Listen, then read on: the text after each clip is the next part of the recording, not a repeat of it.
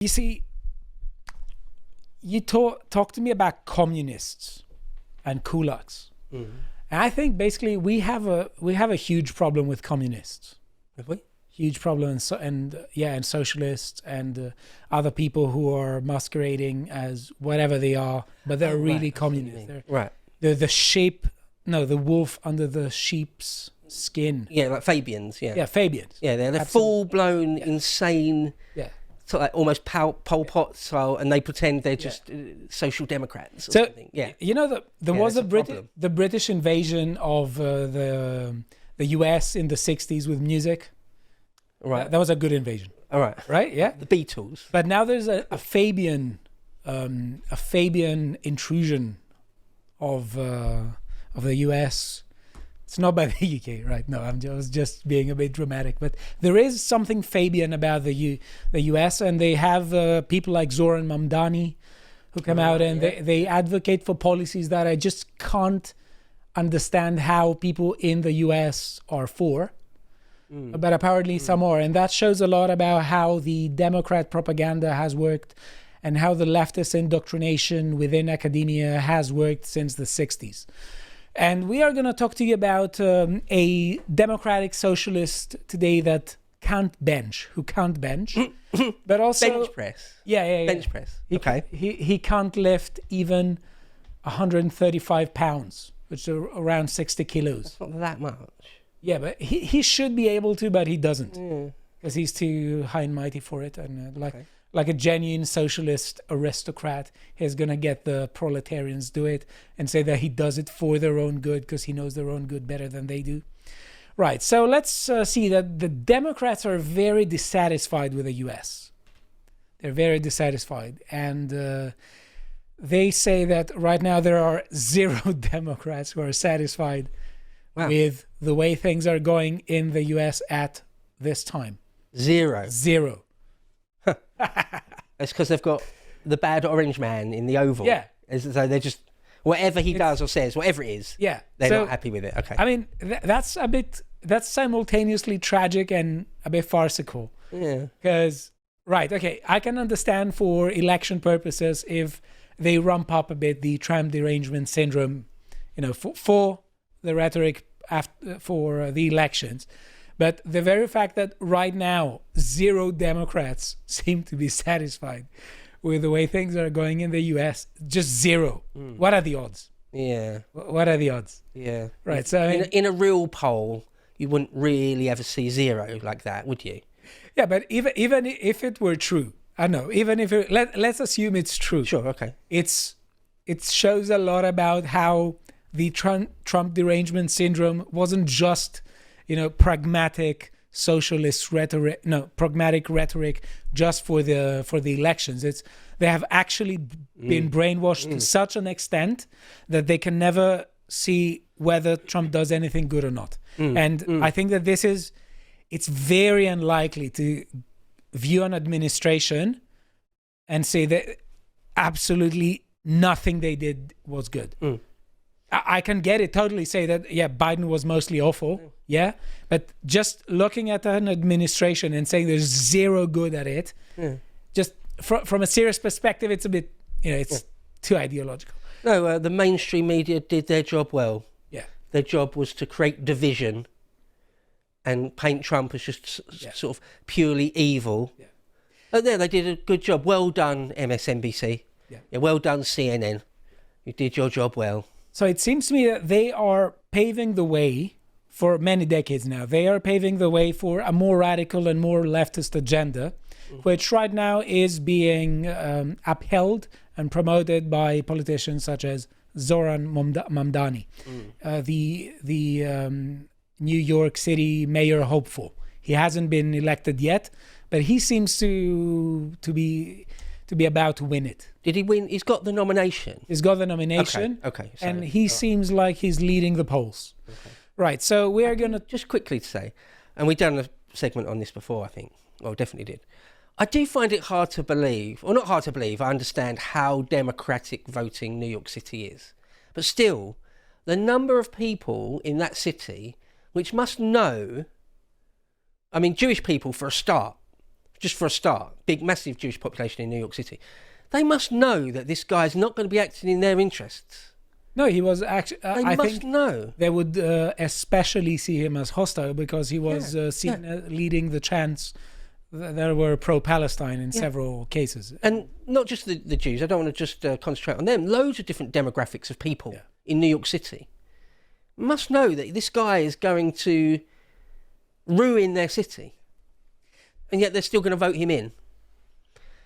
I really hope not, because his policies are really bad. I mean, I can't throw too many stones in a glass house because we've got Sadiq Khan as Mayor of London. So I get how it happens. I do understand how it happens. I just hope he doesn't win, but it looks like he's going to. He has very disastrous policies, and in some cases they're really hilarious. But before we show you Mamdani's policies and also the hilarious video where he can't bench press, we have Chronicles, Luca Johnson's new series, and we have definitely check out Thornton Wilder's Our Town episode he did.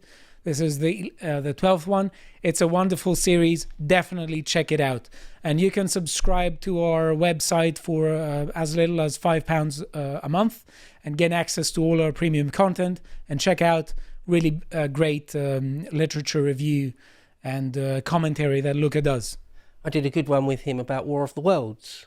Yes. Deep dive, critical reading of that. So we have here Zohran Mandani calling himself a democratic socialist. So can you imagine, in the US, they basically led the Cold War against communism, and we have someone saying there proudly, I'm a democratic socialist, and he is about to become mayor of New York. Crazy, isn't it? Right, so he is 33-year-old, and we're going to come back to this article. Pardon me, sorry. We're going to come back to this article and see what he means by democratic socialism. It's basically a fraud, the way I see it.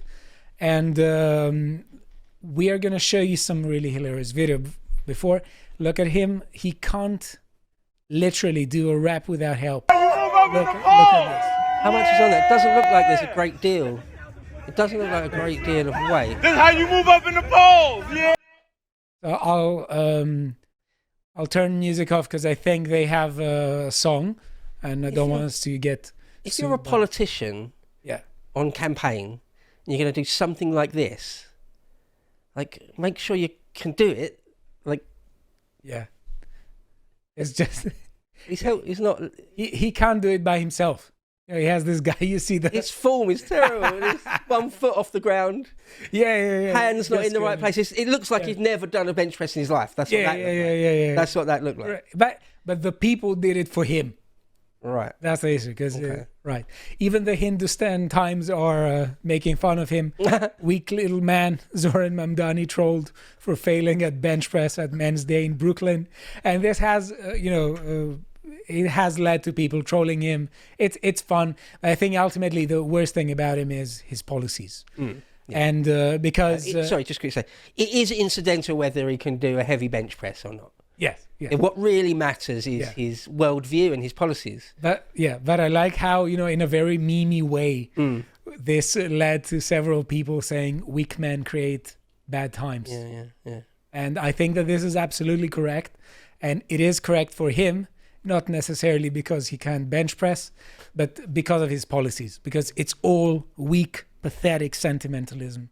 Okay. And, it's the kind of zero foresight kind of rhetoric and policy. It's like, hey, I'm a socialist planner. I just call myself democratic socialist, and therefore I don't have any problem attached to me. I don't have to, contend with any strong objection against socialism, and I'm going to devise this plan, and it's not going to backfire, and it's not going to have unintended consequences.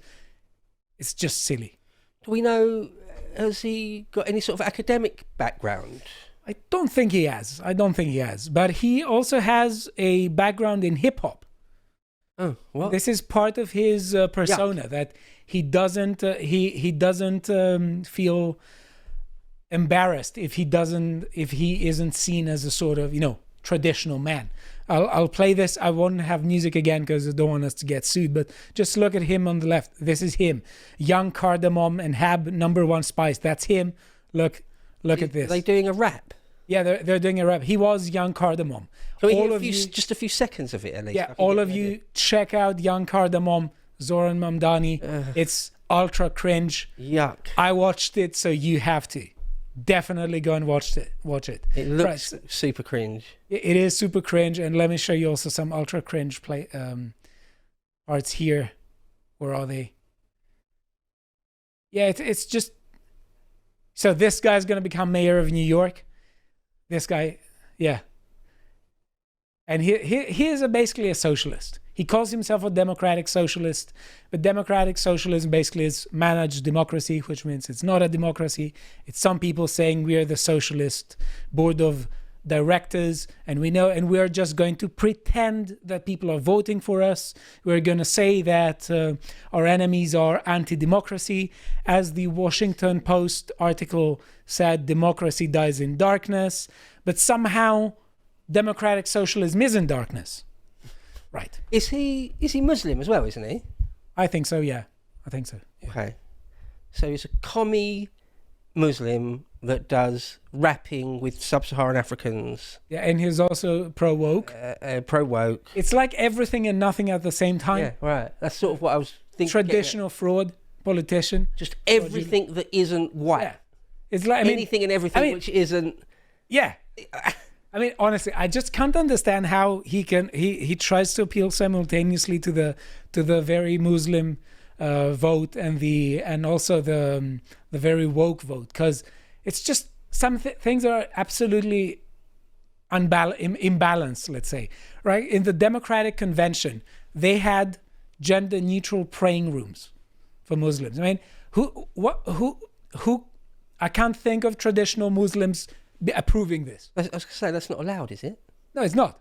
Like in a mosque. But in the Democrat mind, this is a good idea. Somehow it's an inclusive thing. You know. It would be funny if it wasn't so tragic and insane. Yeah. But it gets worse. And actually, I've kept the good bits for now. All right. So if your attention span isn't, just video clip, Taylor Swift video clip, congratulations, I kept the best for you because you're the special ones. Right, so we have here the policies that he hasn't rejected: DI schooling agenda, universal rent control, decriminalization of all drugs, remove cops from schools. He has refused to respond to all these. And let me say here, he's talking about communism. Let us listen to him.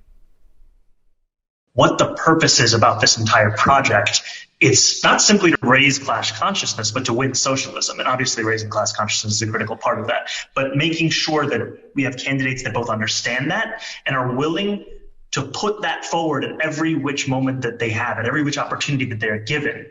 We have to continue to elect more socialists. And we have to ensure that we are unapologetic about our socialism. There are also other issues that we firmly believe in, whether it's BDS, right, or whether it is the end goal of seizing the means of production, where we do not have the same level of support at this very moment. And what I want to say is that it is critical that in the way that we organize, in the way that we set up our work and our priorities, that we do not leave any one issue for the other, that we do not meet a moment and only look at what people are ready for. This man is about to become mayor of New York. Can I just say, that's genuinely scary. When he said seizing the means of production, yeah, that's terrifying. That should be a massive red flag. If anyone who doesn't know, that is a dog whistle for real communism. Yeah, it's not even dog whistle. He literally said it. He literally said it at the moment. That's Marxist-Leninist stuff. Yeah. That's Maoist stuff. Yeah. That's the real deal communism. Seizing the means of production. Sorry, it's not 1870s Germany. Yeah. This is mad. That's madness. Yeah. Is it the first time you I've never seen this clip. I don't know a great deal about him. I know a bit about him, read a couple of articles here or there, a couple of videos here or there. Certainly haven't done any sort of deep dive on the man. Seizing the means of production. That's, you out of your mind. So raise class consciousness. Yeah, just another one. Yeah. Right. Let's listen to what he says This is a dangerous person. Also, he said unapologetic about socialism. I mean, there's you just can't support socialism. It's a doctrine that's responsible for millions of deaths, famine. It's basically, it's a disaster. You can't say that. You can't say you're unapologetic about it. A 33-year-old Muslim, actual Marxist-Leninist type communist. Yeah, it's like a child playing with matches, isn't it? Yeah. And who says we are going to do it, but at the moment we need to. So it's the goal is communism or a form of Islamo-communism. There's a question there. What's that going to be? I can see you're not a fan. Right. Islamo-communism makes me want to puke. Any kind of this. Something like that is the goal. All the other bit is tactic. So all of you guys watching in New York, this is a tactic. You shouldn't allow this man to become mayor. Let's look at what he says here. My platform is that every single person should have housing. And I think faced with these two options, the system has hundreds of thousands of people unhoused, right? For what? And if there was any system that could guarantee each person housing, whether you call it the abolition of private property or you call it, just a statewide housing guarantee, it is preferable to what is going on right now. Mm-hmm. And I think that people try and play like gotcha games about these kinds of things. And it's like, look, I care more about whether somebody has a home. The abolition of private property, did you just say? Yeah. You dirty wrong'un. The abolition of private property. Yeah. So what is interesting here, he tries to play the bleeding heart card. He says, we have lots of unhoused people, they're in a really bad place, which, right, yes, I don't like this either, obviously. But yeah, I think, he doesn't play the sort of, welfarist pragmatist card. He chooses to frame his opposition to it as, well, you could call it abolition of private property. Yeah, so there are lots of red flags, lots of red alerts going off at the moment. Homeless people exist. Yeah. Therefore, the abolition of private property. But he also, Bo, I know. I mean, I have the impression you would love communes. You would love hippie communes. Because why not? Let's listen to what he has to say. Go further toward the Vienna model. We'll have to go beyond the market. We can establish community land trusts to gradually buy up housing on the private market and convert it to community ownership. We can give tenants a right of first refusal to buy out their landlords when buildings go up for sale. And we can fully commit to a new era of social housing, ending subsidies for luxury housing development and using our wealth to build beautiful, high-quality social housing projects that offer good homes and strong communities to everyone. We won't decommodify housing overnight, but we know what we have to do, and we have history to guide us. Right, yeah, basically check out the ugly brutalist houses of the USSR and think again, basically. Right. Look at this grinning buffoon. Yeah, I'm looking at his eyes. There's something wrong there. It looks like he's just woken up or he's high or something. It looks like a communist. This is a piggy-eyed communist. This is someone. This is a child LARPing. Yeah. I don't think he knows. Well, I'm not sure if he knows what he's really talking about. It doesn't feel like he does. I feel like he's someone that's learned certain phrases and is just parroting them back out. So maybe he doesn't know that there was famine in the Soviet Union in the beginning, and also in Mao's China. He doesn't know that there was famine, and he is actually proposing city-owned grocery stores. Let's just listen to what he says here. Grocery prices are out of control. The cost of eggs and milk has skyrocketed. Some stores are even using dynamic pricing, jacking up the cost over the course of a day depending on what they can get away with. It doesn't need to be this way. I'm Zohran Mandani, and as mayor, I will create a network of city-owned grocery stores. It's like a public option for produce. We will redirect city funds from corporate supermarkets to city-owned grocery stores, whose mission is lower prices, not price gouging. These stores will operate without a profit motive or having to pay property taxes or rent, and will pass on those savings to you. Yeah, right. That's the face of a fucking madman. Right, so a command economy, so that never works. You're not allowed. Yeah, but price fixing, that never ever works. Working outside of the market, it was doomed to failure. What was the other thing he said where we both went? The profit motive. Yeah, getting rid of the profit motive, that leads directly to failure every single time. Yeah. And when it leads to failure, it leads also to famine, it leads to violence, it leads to, general social disorder. Complete collapse. Yeah. And famine, ultimately. But he has a solution for social disorder. Okay. He wants to end all misdemeanor charges. Right. Yeah. This sounds like a package for just tanking New York City as fast as possible. Yeah. There's like, how can we turn it into Gotham City? Yeah. That's how it is. As quickly as possible. Yeah. As efficiently and as quickly as possible. Yeah. New York City has been targeted for termination. Yeah. Something like that. Yeah. Right. We have here, I don't think that we should have billionaires. It's just that, again, we said in the last segment, the politics of jealousy and envy and resentment. Yeah. I want to be a billionaire. What's your problem, Zohran Mandani? Probably I won't be, but right.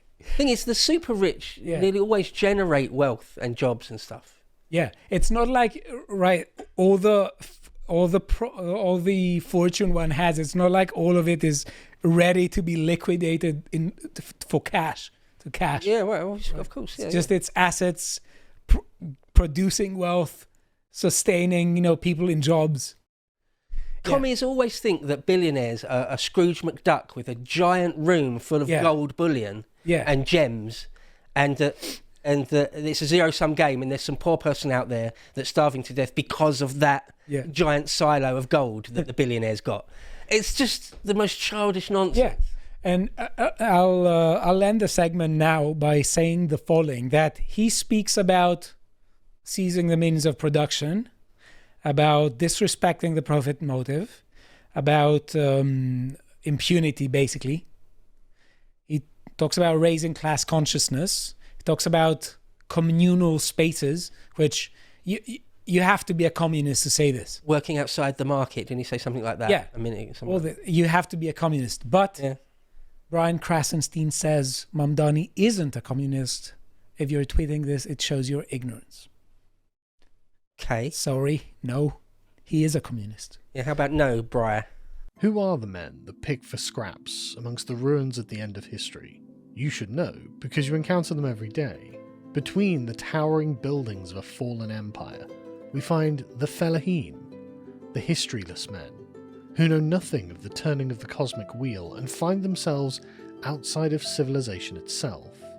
Cut loose from the great chain of being, they represent the loam into which our dying culture will return. That is, unless we choose to take up the burden once again. This Fellaheen condition is the subject we explore in issue 4 of Islander magazine, on sale while stocks last and available worldwide at shop.lotusseaters.com.